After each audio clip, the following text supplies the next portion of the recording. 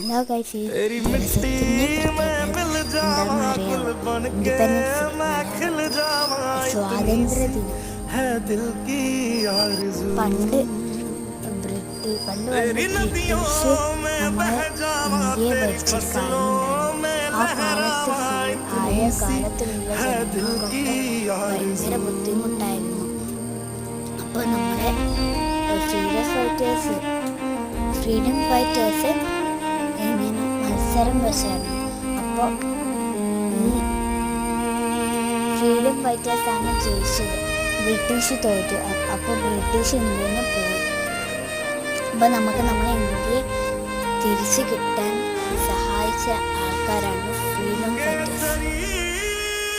നമ്മളെ ഇന്ത്യക്ക് സ്വാതന്ത്ര്യം കിട്ടിയ ദിനമാണിന്ന്. അവർ കാരണം, നമ്മളെ ഫ്രീഡം ഫൈറ്റേഴ്സൊക്കെ കാരണം നമുക്ക്